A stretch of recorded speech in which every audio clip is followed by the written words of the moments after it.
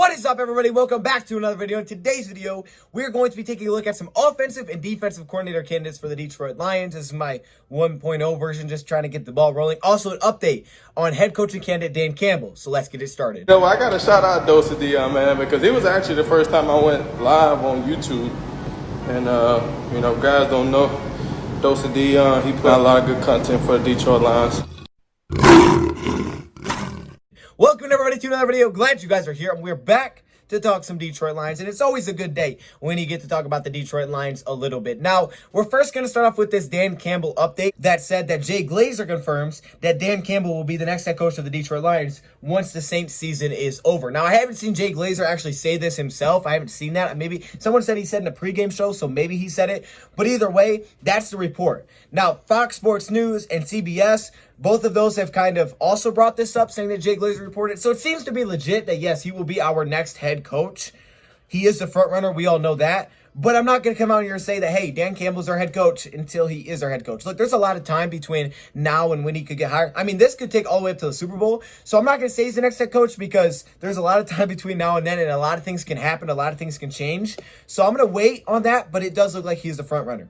Now, whether it's Dan Campbell or whoever else could be your next head coach, we got to take a look at some offensive and defense coordinator candidates. Now, I don't know a lot of those, so I wanted to get the ball rolling by just talking about the ones that I do know. And if you guys have more you want me to research, put it down in the comment section below, okay? So, hey, I rhymed that. That was pretty good. But I'm going to talk about some in today's video. We're going to talk about some for, Dan Campbell, things like that. And let's just get right into it, okay? We're going to start off with the offensive coordinator first. Now, let's say Dan Campbell gets the job for the Detroit Lions. If Dan Campbell got the job, he's a former tight end coach and he's a head coaching assistant right now. He's a coach assistant for Sean Payton.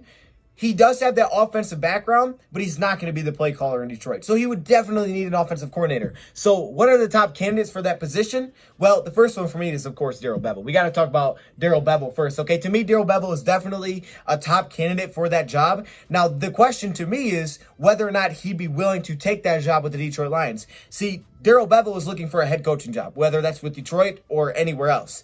But I don't know if he's going to get that opportunity. He may have to look back at becoming an offensive coordinator once again. And if he does do that, I would love for him to be back in Detroit if Dan Campbell is willing to work with him. I love what he's done with Matthew. He's brought the best out of Stafford. They seem to work really well together. He loves working with Matthew. He's done some nice things here. I think to have that continuity and consistency, even though we're not able to have it because Matt Patricia, Bob Quinn, they didn't do well and they got fired, it'd be great to have it at least at one spot. And if that comes with the offensive coordinator spot, that's great, because to have that consistency with Matthew Stafford instead of finding a new one and kind of relearning an offense again, if we could continue to build this, I mean, it's only been 2 years with Darrell Bevell here. So we could continue that. I think that'd be phenomenal. Continue to build the offense that we are trying to build, right? He has the offensive background, but he's not the play caller. Dan Campbell won't be a play caller. If Marvin Lewis is head coach, he wouldn't be the play caller. He's got a defensive background, okay? The only guy that could be the play caller here is potentially a guy like Joe Brady, but I would love Darrell Bevell to be brought back as their offense coordinator if you'd be willing to do it. I don't think he's going to get a head coaching opportunity, at least here, maybe not anywhere. But if he can't, Darrell, if you want to come back, come back. So to me, one of my top ones is obviously Darrell Bevell. But now here's some outside of Darrell Bevell looks. Mike Kafka. Now, Mike Kafka's going to be a short one to explain. He is a quarterback coach for Kansas City. And of course, when you're the quarterback coach for an offense like Kansas City right now with Patrick Mahomes, you're going to get a lot of looks. And apparently the Eagles may be looking at him for a head coaching spot. So, yeah, like he's getting those kind of looks. He may say, forget it. I don't even want to be an OC. I want to be a head coach. Because right now, being the quarterback coach, that would be like a double promotion. I mean, he jumped 2 spots, which I guess is possible, but he's definitely got to take a look at. I don't know if, he'd be interested in coming to Detroit, but clearly, this is someone that's going to be a very popular name. So obviously I know about him. Mike McDaniel. Now, he is the run game coordinator for the San Francisco 49ers. I don't think it's super likely that he leaves San Francisco because right now, as of yesterday, the report is that he is in line to become the next offensive coordinator within San Francisco. But if you wanted to go elsewhere and you want to become the OC elsewhere, Detroit could be a place for that. Mike McDaniel is someone that we talked about, that if Robert Saleh was hired as the next head coach, this is someone that could come with him. And look, they run really well in San Francisco. I mean, for the last few years, they've known to run the ball pretty well. In the playoffs, we know they kind of leaned on the running game and they dominated there. So that's going to help him get his name out there. And again, it would be a promotion for him as well. So if maybe San Francisco wasn't the spot for him, maybe if you're like, no, never mind, you're not going to be your OC, then maybe Detroit's the place that he could look. Joe Embry is next up. Now, I think this is a big one because he's an assistant head coach, but also a tight end coach, again, with San Francisco. So ties with Mike McDaniel, but not that. It's that Joe Embry is a tight end coach.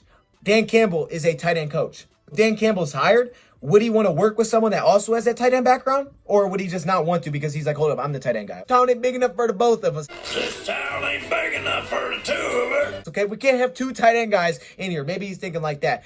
But Joe Embry has worked with some really good tight ends, including George Kittle, Tony Gonzalez, made them have really big years. Also, he's a former head coach. So I guess if you want some experience at your offensive coordinator spot, you could. This guy was a head coach at one point for Colorado. Actually, another connection that I forgot to bring up is that when Joe Embry was with Colorado, Eric Bieniemy was the offensive coordinator at Colorado. So if Eric Bieniemy is our head coach, which I don't think is going to happen, then take a look at for Joe Embry. I mean, come on, man. Connections are everywhere. It's actually kind of crazy. Next up, Pep Hamilton. Pep Hamilton has a very long background. He is right now a quarterback coach for the Chargers. He was working with the young Justin Herbert, which if the Lions decided to go with a younger quarterback in the draft, then maybe he could help develop him, whether that's behind Stafford or that's your actual quarterback. But he has a long background. I mean, this guy goes back to Michigan. He was later the DC Defenders head coach in the XFL, and then he went to the Chargers. He has a very long background, but Pep Hamilton is probably another one of those very popular names. Adam Gase, this one may be pretty hit and miss, but as an offensive coordinator, he did some good things, all right? He was part of the Denver offense with Peyton Manning that was really good. He was also part of Jay Cutler's best years. So I look at a guy like Adam Gase and I say, okay, yeah, the head coaching thing, not his thing.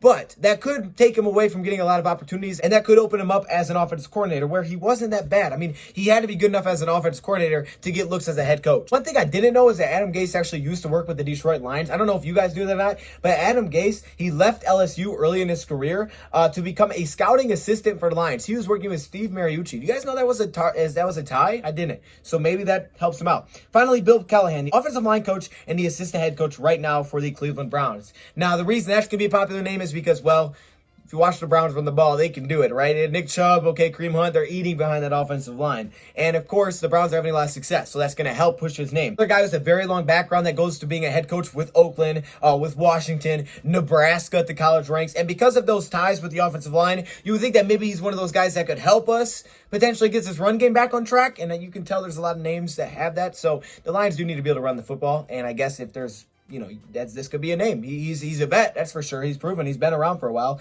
So those are some offensive coordinator candidates. Let me know some more, please, in the comment section below. And if out of any of those names that you like and you want me to go into more detail. Now, on the defensive side, I think defense coordinator is going to be super vital, especially if it is Dan Campbell. If it's Marvin Lewis, maybe not as much, okay? Maybe you don't even have to hire one. There is a name that I want to talk about, but if it's Dan Campbell, DC is going to be super important. He doesn't have a defensive background. Our defense was a mess last year. So you got to hit on a very good defense coordinator, okay? That is one of the jobs of a head coach, is to be able to hire a great staff. That's what he'll have to be able to do if it was Campbell. Now, Corey Ellen, we'll talk about him first, right? Corey Ellen, he has been here for one season now. He hasn't technically been fired, but that's because the Lions haven't hired their head coach. So Corey Ellen could be brought back. Hey, Doug Peterson said he'd be willing to bring him in as a defensive coordinator. I don't expect him to be here, though. I mean, the defense was the worst of all time in our Lions history. So, even though it's maybe not all his fault, the defense seemingly got worse when Matt Patricia even left. So I just don't really think it's going to happen. Now, he had some tougher games at the end of the year. I don't think it's going to happen. He has a secondary background, so I just don't think it's going to happen. All right, next up, Aaron Glenn. Let's get into some outside looks. Aaron Glenn, who is the defensive back coach currently for the Saints. Now, he has a playing background as he was a former cornerback for the Bengals. Here is why this is a very popular name, Aaron Glenn. This is why I bring this up. Let's say Dan Campbell gets the job, right? Where are the ties at? Aaron Glenn has ties. Aaron Glenn worked with the Saints since 2016.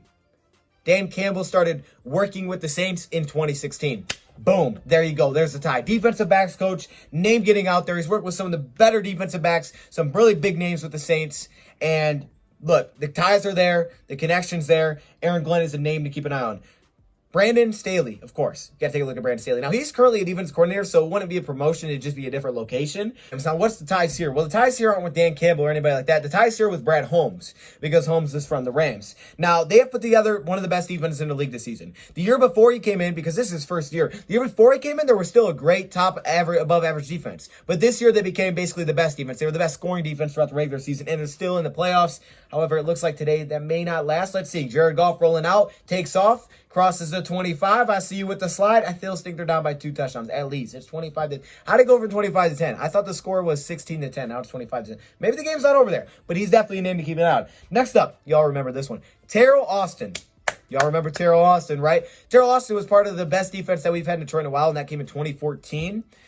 when we had the second best defense in the league. I think it was just behind Seattle because, you know, they had a Legion of Boom thing going on. But 2014 was a really good defense. And just because of that defense alone, Terrell Austin got his name out there as a head coaching candidate. And he interviewed a lot of places, just never really got the opportunity.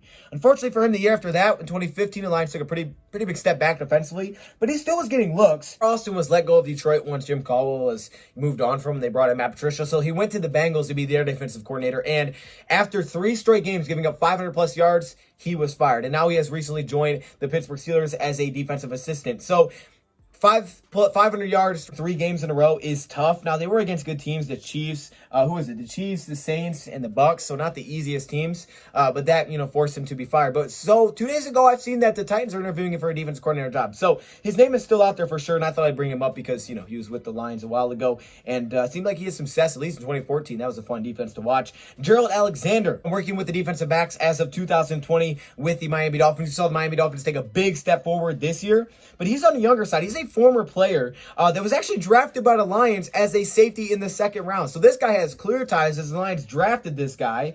But right now he's been working with the Dolphins most recently. I think the tie of him working, with the Detroit Lions, and if you want to go younger once again, then maybe this is an option for Detroit. Now, if you want a guy that's proven for defense because you're a little bit worried about someone taking that over, you need a guy that knows what they're doing, right? That knows what they're doing. You don't want a guy that's, I've been in a position right now. You want the guy. Wade Phillips might be that guy. We're going to end off with Wade. Well, now we're not going to end off here, but Wade Phillips is the guy. Now, Wade Phillips honestly has more coaching experience than Dan Campbell would. He has about as much coaching experience as our boy Marvin Lewis does. I mean, this dude has coached at least 6 teams. 6 teams. Now, you're counting interim head coaching jobs, but 6 teams he has been a head coach for. That's pretty crazy. But defensively, he's been pretty impressive. Now, he is 72 years old, so you'd have a 72-year-old working with a 44-year-old coach. That could be an issue. I'm not sure if that would be an issue or not because Wade Phillips would be like, no, this is how I do it. I don't know. I don't think he'd be stubborn like that, though, because he's had success in a lot of different places, right? Yeah, he's had some dips and stuff like that, but for the most part, I mean, he's had a lot of success. He's built some top defenses, including with the Texans, with Denver, with the Rams. I mean, he's had a lot of success in certain places. So you look at a guy like Wade Phillips, I know he's going to be one of the most popular names out there, a little bit on the older side, but most recently put on Twitter, hey, I'm ready to retire from retirement and get back into the NFL. And if the Detroit Lions are willing to take that risk and if they want to go bring in another proven guy, hey, no one said it couldn't be proven at the coordinator spots. Wade Phillips could be him. The thing is with Wade Phillips is pretty much since like the 90s, every time he's went on a defense, he's like made it better like almost instantly with bringing in new pieces. The defense just improves. And you look at the Lions defense where they are now, we've just said it so many times. Defense could just be average. It's like, okay, well, hold up. Maybe go prove in that route. Again, you could if you wanted to, if he's willing to. I mean, look, he's trying to come out of retirement. He's here. Finally, Marvin Lewis. Yeah, I don't think that's going to happen. If Marvin Lewis doesn't get that coaching job here, I don't think he'll be like, all right, I'll take DC. I don't think that'll happen. Lewis is one of the best defensive minds probably out there. I mean, he built one of the top defenses when Baltimore became a team and maybe the best defense we ever seen when he won the Super Bowl. So he's one of the best defensive minds out there. But I think with the fact that the Lions interviewing for a head coaching job, I don't know if he'd take a DC job in Detroit. Also, I forgot to mention this final name. Now, this is if Marvin Lewis was hired. Here's a name that I've seen tied with Marvin Lewis. He's been fired recently, and that's because, he got fired basically with Marvin Lewis. But his name was Paul Guenther.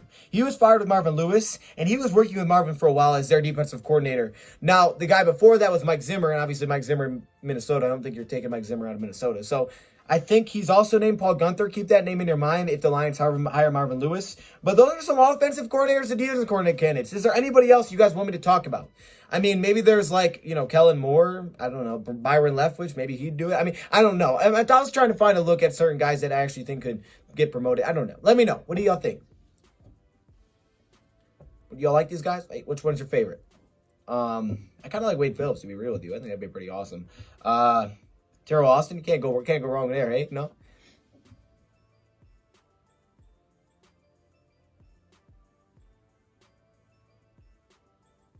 Is the video over? Oh, I forgot. Thank you, bro, for watching, and I'm out.